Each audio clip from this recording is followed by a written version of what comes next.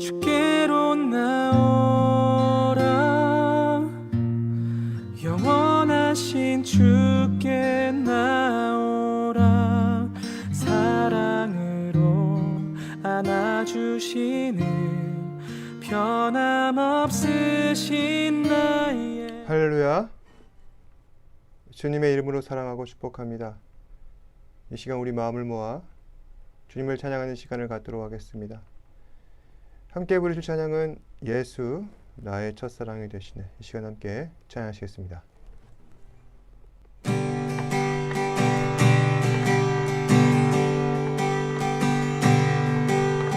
예수 나의 첫사랑 되시네.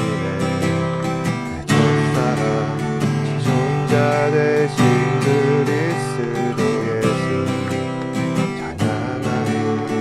보좌 앞에 나의 삶이 향기로운 제사로 주께 드려지기 원하네. 예수 나의 첫사랑 되시네. 내 첫사랑 지존자 되신 그리스도 예수 찬양하리. 보좌 앞에 나의 삶이 향기로운 제사로 주께 드려지기 원하네. 오직 주만 바라보며 나의 삶을 드리네. 다른 길은 찾지 않으리. 나의 온전한 열정과 나의 찬양 대신에 주의 길을 따라가리라. 예수 나의 첫사랑 되시네. 내 첫사랑 지존자 되신 그리스도 예수 찬양하리. 보좌 앞에 나의 삶이 향기로운 제사로 주께 드려지기 원하네. 오직 주만 바라보며 나의 삶을 드리네. 다른 길은 찾지 않으리. 나의 온전한 열정과 나의 찬양 대신에 주의 길을 따라가리라. 오직 주만 바라보며 나의 삶을 드리네. 다른 길은 찾지 않으리. 나의 온전한 열정과 나의 찬양 대신에 주의 길을 따라가리라.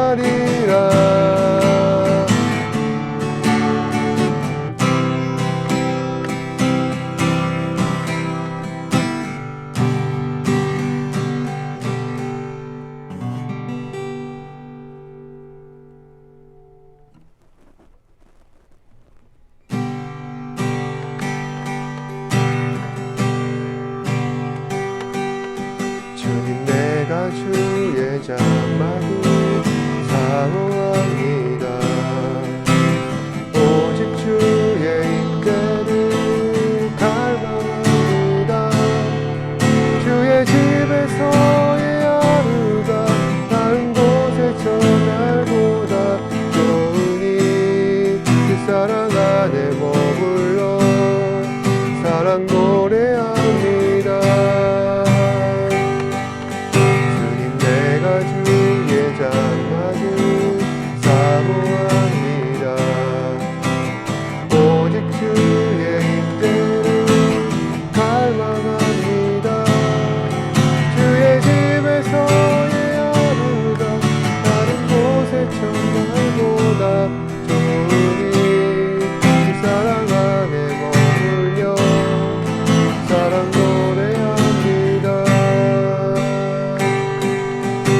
나의 평생에 한 가지 소원 주의 아름다우신 보며 사랑 노래하는 것 나의 왕 되신 내 얼굴 구하며 사랑 안에 머물러 사랑 노래합니다. 나의 평생에 한 가지 소원 주의 아름다우신 사랑 노래하는 것 나의 왕 되신 내 얼굴 구하며 그 사랑 안에 머물러 사랑 노래합니다.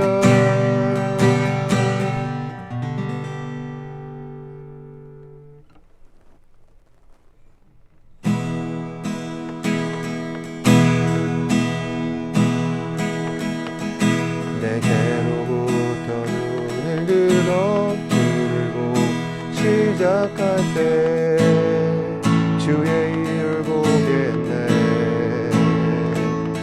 내 작은 마음 놀이기사 하늘의 큰 그게 안에 주님을 볼 때 모든 시선을 주님께 드리고 살아계신 하나님을 느낄 때 내 삶은 주의 역사가 되고 하나님이 일하기 시작하네.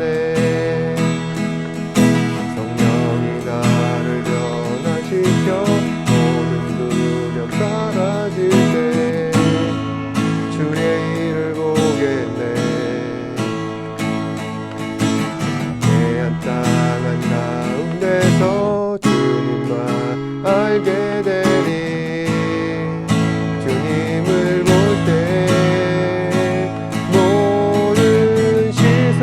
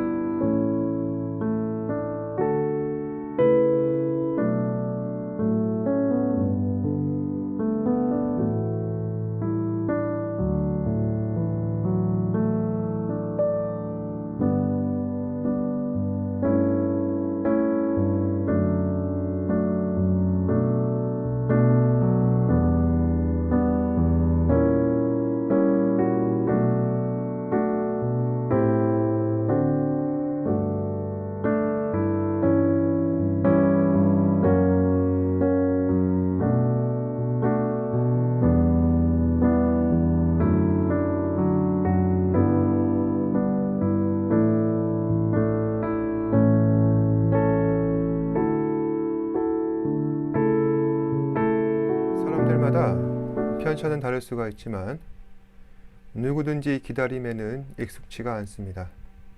어떤 사람들은 맛있는 음식을 먹기 위해서라면 그 많은 사람들이 맛집에 줄 서 있는 그러한 기다리는 것을, 그런 불편함을 얼마든지 기꺼이 감수할 수 있는 반면에, 또 어떤 사람들은 아무리 맛있는 집이라도 길게 늘어져 서 있는 그 대기줄을 보면은 내가 차라리 다른 데 가서 먹지 저걸 어떻게 기다리냐 라면서 돌아서는 사람도 있는 것입니다.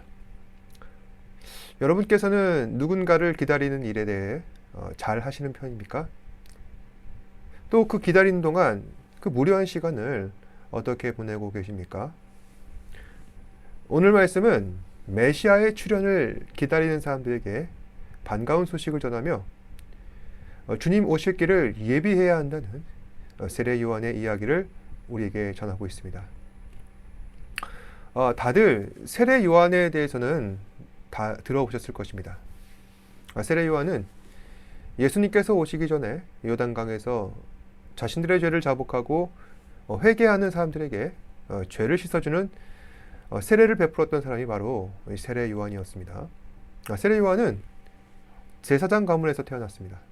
그의 아버지는 사가랴라고 하는 사람으로서, 사가랴는 예루살렘에서 마지막 때에 성전 제사를 드렸던 제사장이었습니다.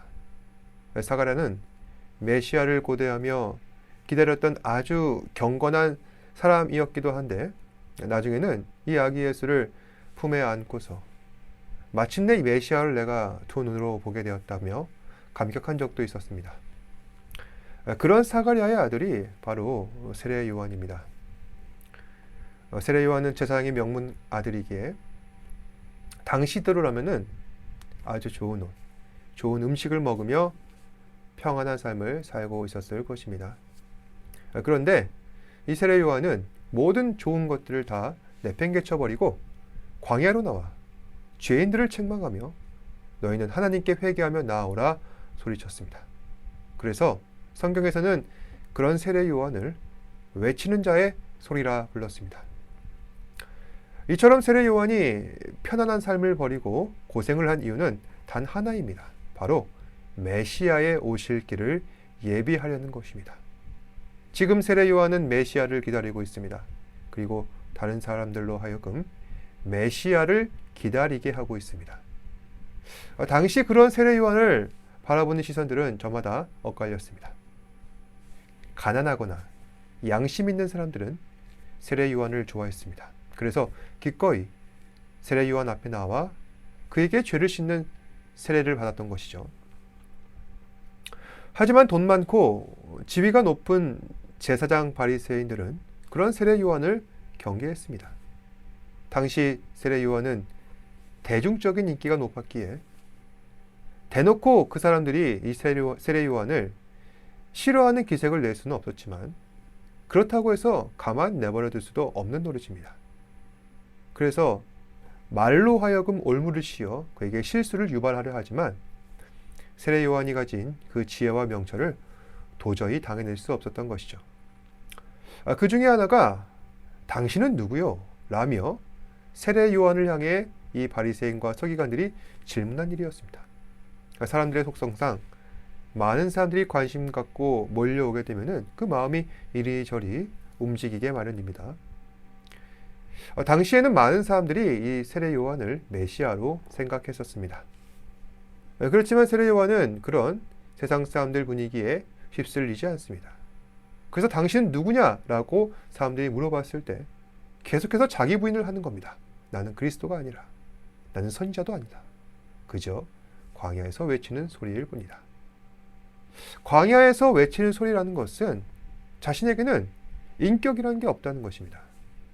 그리고 나는 소리를 외치는 주체도 아니고 오히려 소리를 울려 퍼지게 하는 바람에 실려서 하나님께서 나를 그 소리를 내라 명령하셨다는 겁니다.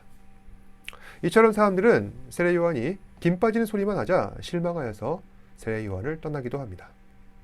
하지만 세례 요한이 그 권고하는 말씀 앞에 반응하는 사람들은 계속해서 늘어나고 그 사람들 가운데 놀라운 삶의 변화가 나타나게 됩니다. 오늘 말씀해 보시면은 세례 요한은 자신에게 나아온 사람들에게 총 3가지를 권고합니다. 이 3가지가 바로 너희가 메시아를 기다리는 동안 반드시 해야 할 일들, 이 3가지를 해야 한다는 것이죠. 우선 첫 번째로 너희는 회개의 세례를 받으라는 것입니다.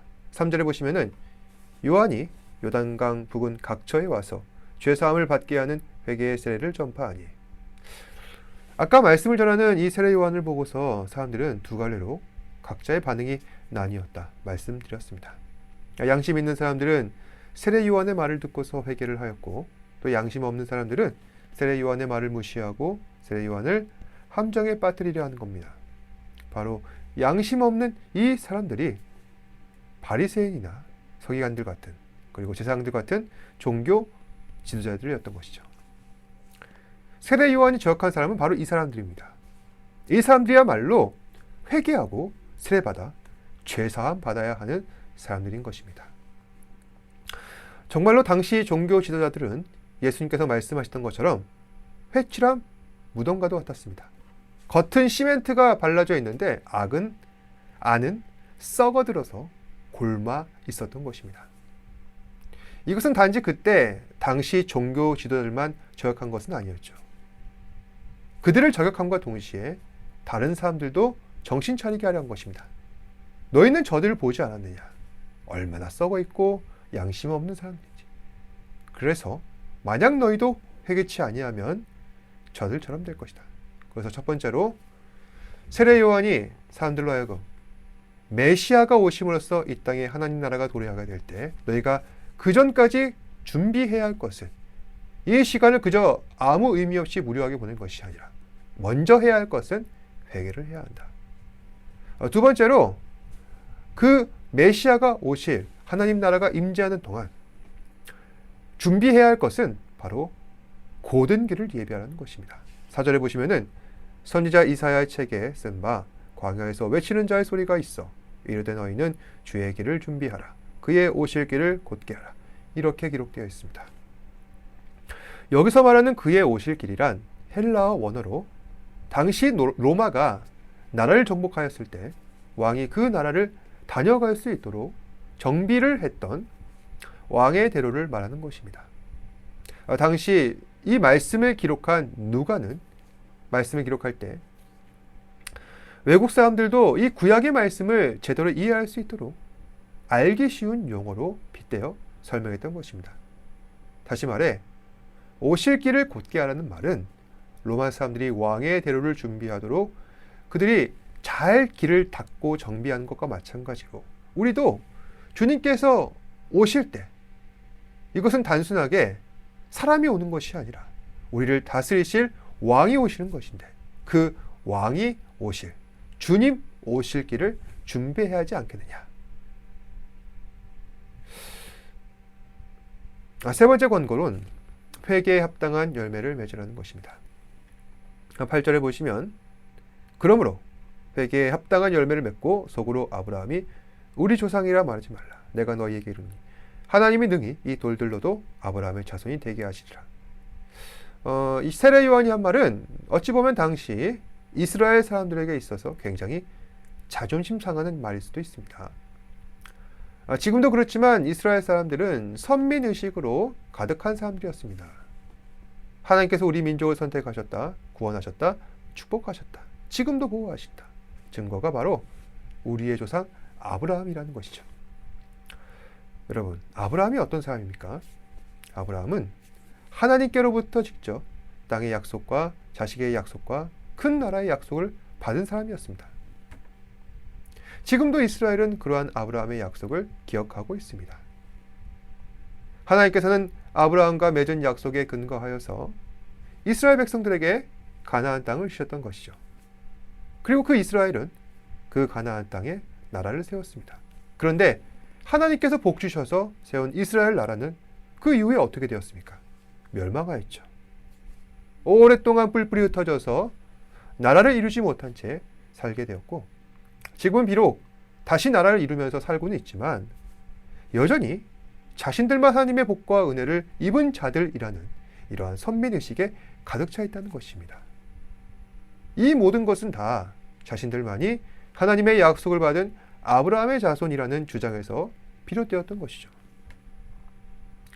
그런데 이 세례 요한의 말은 이스라엘의 그러한 선민의식을 비판하며 부정하는 얘기라는 것입니다.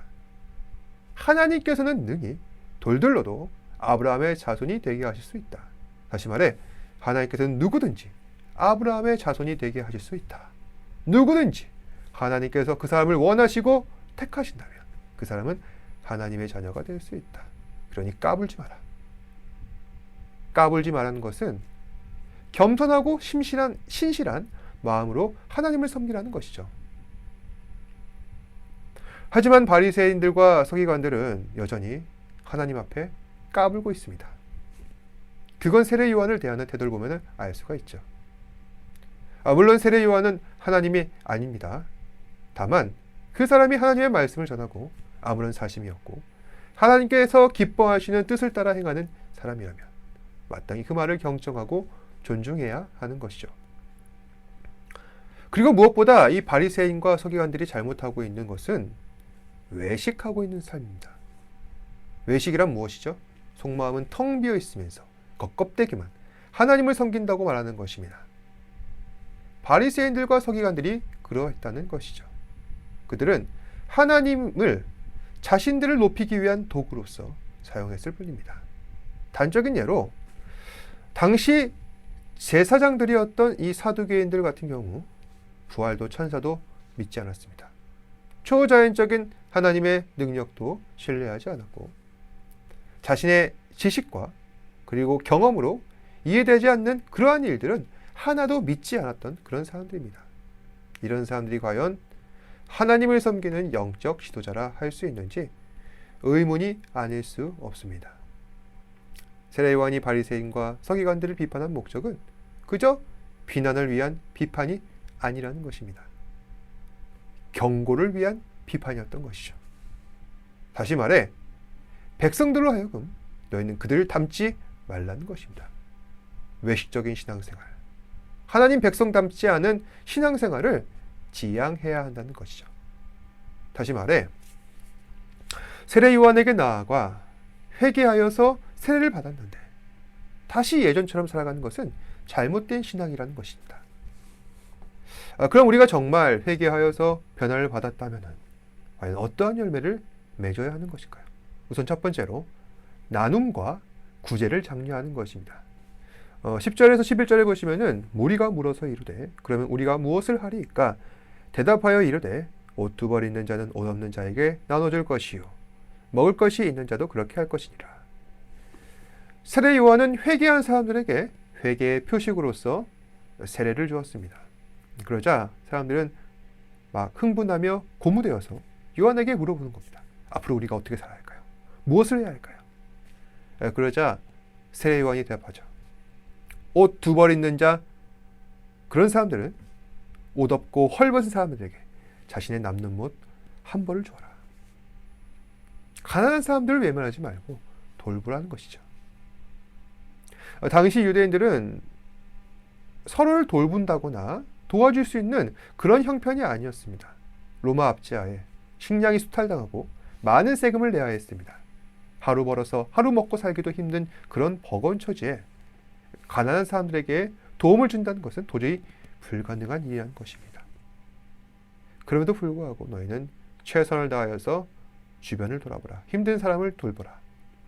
더군다나 바리새인과 서기관 같은 경우 다른 사람들보다 좀 더 형편이 나았기에 기꺼이 그들은 이웃을 도와줘야 한다.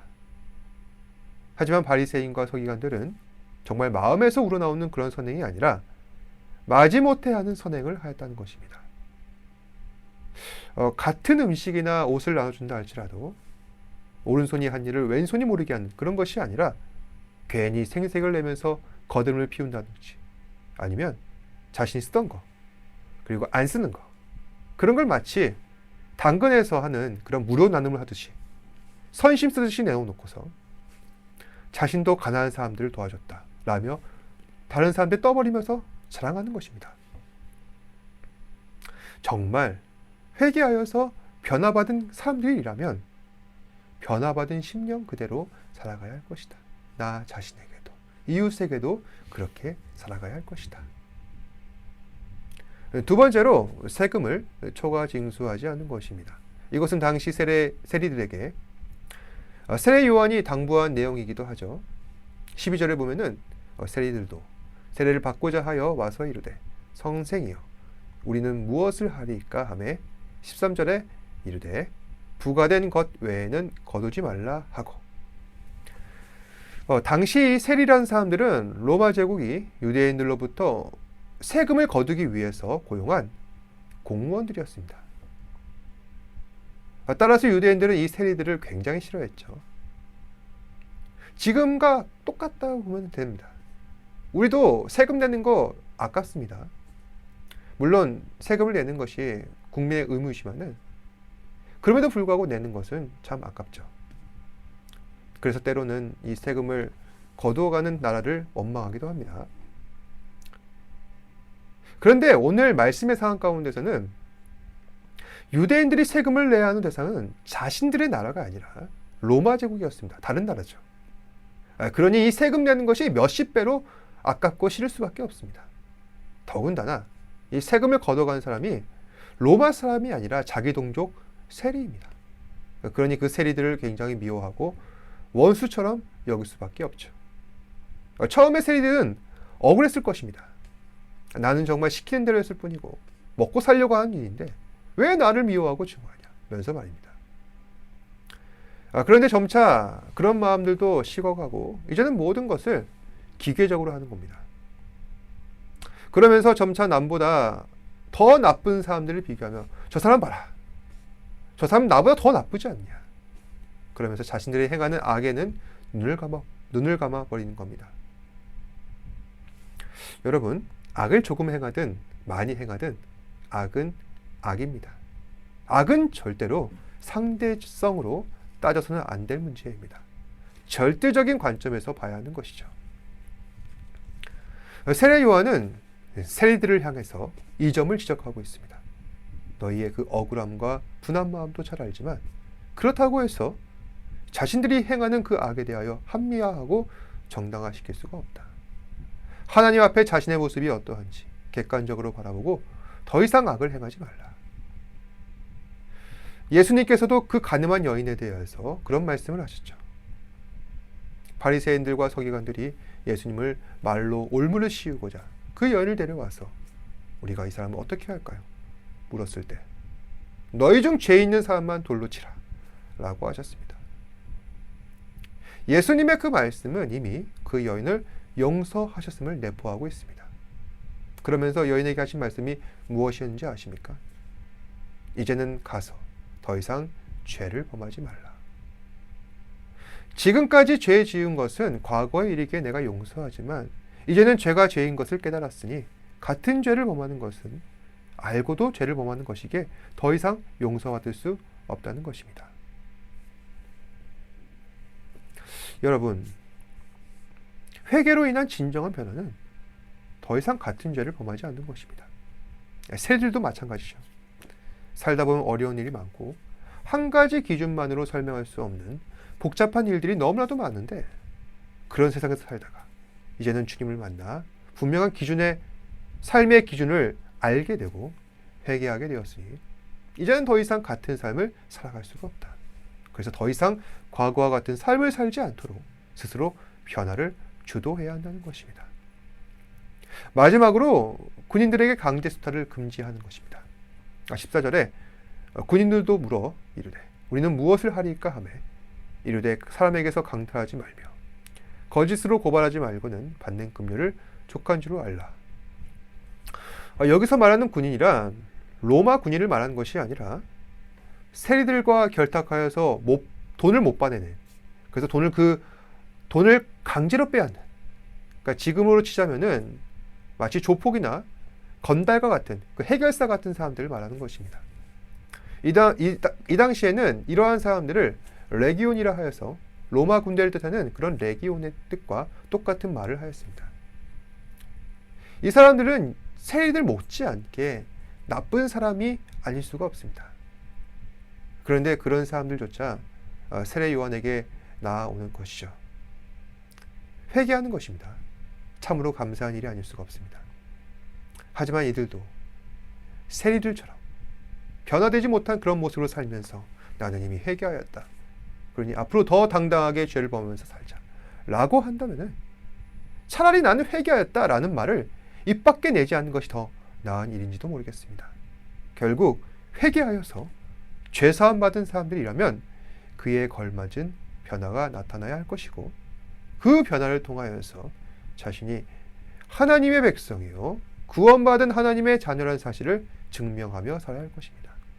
만약 그렇지가 않다면 이 사람은 회개한 사람도 아니요 구원받은 주의 백성인지 아닌지 우리는 그 사람을 의심해 볼 수밖에 없다는 것입니다. 결국 이를 통하여서 하나님께서 저희에게 말씀하시고자 하는 메시지는 변화입니다. 삶의 변화, 예배의 변화, 그로 인한 상황과 환경의 변화, 종국적으로 나의 계획의 변화, 그 총체적인 변화를 주도하는 것은 진정한 회개인 것이며, 결국 이 변화의 흐름 끝에 하나님 나라가 있습니다. 따라서 만약 우리가 그리스도 안에서 진정으로 변화받지 못한다면 우리는 하나님 나라에 합당한 백성으로서 인정받지 못하게 되는 것이며, 결국 우리는 하나님 나라를 유업으로 받지 못하게 된다는 것입니다. 하지만 감사하게도 하나님께서는 저와 여러분들의 변화를 기다리고 계십니다. 비록 우리는 함께 하시는 그 하나님의 존재를 깨닫지 못할 때가 참으로 많지만 분명한 것은 보이지 않는 가운데 역사하시는 그 성령 하나님의 일하심으로 지금도 우리는 보호받고 인도함 받고 있습니다. 말씀을 정리하겠습니다. 하나님 나라의 백성으로 살아간다는 것, 그리고 진정한 회개를 한다는 것은 참으로 쉽지가 않습니다. 나의 옛사람의 자아와 싸워야 할 것이고, 세상의 그 많은 유혹과도 싸워 이겨내야 할 것입니다. 그 싸움의 길은 고독합니다. 마음이 약해질 때도 참으로 많습니다. 하지만 하나님께서 우리와 함께하고 계십니다. 2014년도에 나온 5일의 마중이라고 하는 중국의 영화가 있습니다. 이 영화는 1960년대 문화대혁명을 시대적 배경으로 하고 있는데, 이때 주석이었던 마오쩌둥은 자신이 가진 그 정치적 위기를 돌파하고자 많은 사람들을 반동분자로 몰아 죽이고 탄압하였습니다. 이 5월의 마중에서 보면은 주인공으로 등장하는 한 남자가 문화대혁명 때 반동분자로 몰려서 20년간 수용소 생활을 하는데, 그 남자를 밀고 한 사람은 그의 딸이었습니다. 왜 딸이 자신의 아버지를 밀고 했냐면은 딸은 나라에서 운영하는 극단의 주역을 차지할 수 있을 거라는 꿰매 빠지게 되었고, 그만 아버지를 밀고 하게 된 것입니다. 결국 아버지는 공안들에게 붙잡히게 되었고, 어머니는 아버지를 밀고 한 그 딸의 잘못을 결코 용서치 않았습니다. 그리고 20년이 지나자 남자는 출소를 하게 되는데, 그의 아내는 남편이 출소했다는 소식을 듣고서, 그리고 그 남편을 마중 나가지만은 그 아내는 남편을 못 알아보게 됩니다.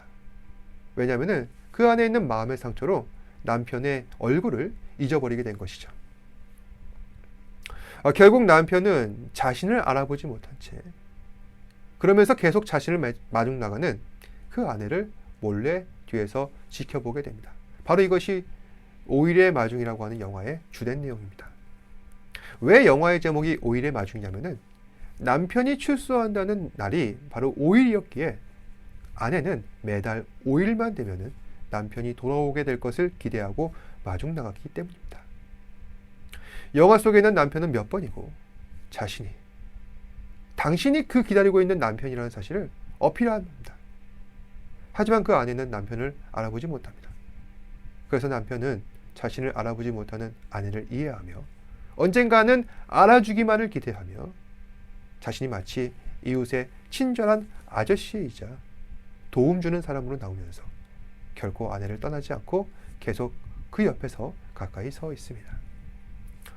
저는 이 영화를 보면서 자신을 알아보지는 못하지만 그럼에도 옆에 있어서 함께 기다려주는 그 남편의 모습 속에 하나님의 모습을 발견하게 됩니다. 우리는 하나님께서 우리와 언제나 항상 함께 하신다는 사실을 깨닫지 못합니다. 그러면서 겉껍데기뿐인 신앙생활을 하고 있죠. 그런 나의 모습에 만족하면서 난 나름대로 잘하고 있다. 그렇게 안심하며 살고 있습니다. 하지만 하나님께서는 그런 어리석음을, 우리의 미련함을 지금도 지켜보고 계십니다. 그건 우리를 바보 만들려는 것이 아니라 기다리는 것입니다. 얘는 언제쯤 나를 알아줄까? 나의 진정한 가르침을 깨닫게 될까? 기다려주시고 지켜봐 주십니다. 사랑하는 여러분, 하나님의 뜻에 순종합시다. 진정한 회개의 역사를 우리 삶에 이뤄 나갑시다. 회개 없는 신앙생활, 변화 없는 신앙생활은 결코 하나님의 나라로 이어지지 않습니다. 하나님의 나라를 갈망하신다면 그 나라가 반드시 올 것을 우리가 믿고 확신하신다면 우리 삶의 그 작은 변화들을 통하여 내가 회개하였음을 증명하시고 하나님의 은혜가 우리 안에 있음을 선언하시는 저와 여러분 되시기를 주님의 이름으로 축복합니다. 기도하겠습니다. 고맙고 사랑이 많으신 아버지 하나님, 주께서 우리에게 임재하셔서 그 크신 은혜와 사랑으로 말미암아 죄에서 구원하시고 십자가의 공로로서 하나님의 자녀 삼아주셨음을 믿습니다. 그렇지만 그 믿음에 걸맞는 온전한 회개를 이루지 못한 채, 삶의 변화를 이루지 못한 채 그렇게 하루하루 살고 있습니다. 주님, 저희를 변화시켜 주옵소서. 하나님께서 우리에게 나타내신 그 위대하신 하나님의 나라와 그리고 그 영광이 우리의 삶 가운데 넘쳐나도록 인도하시고, 그래서 주님께서 보시기에 너무나도 귀한 복된 주의 자녀로서 살아가는 우리 사랑하는 지체들 되게 하여 주옵소서. 우리의 삶의 모든 계획들을 주님께서 주관하시기를 소망합니다. 주님께서 우리의 모든 것을 인도하시며 선하신 길로 이끄신다는 것을 믿을 때 그 믿음 가지고 매 순간 주의 말씀 앞에 더욱더 가까이 나아가는 사랑하는 지체들 되게 하여 주옵소서. 모든 말씀 예수님 이름으로 기도합니다. 아멘. 하늘에 계신 우리 아버지여, 이름이 거룩히 여김을 받으시오며 나라가 임하옵시며 뜻이 하늘에서 이루어진 것 같이 땅에서도 이루어지이다. 오늘 우리에게 일용할 양식을 주시옵고 우리가 우리에게 죄 지은 자를 사하여 준 것 같이 우리 죄를 사하여 주시옵고 우리를 시험에 들게 하지 마시옵고 다만 악에서 구하시옵소서. 나라와 권세와 영광이 아버지께 영원히 있사옵나이다. 아멘.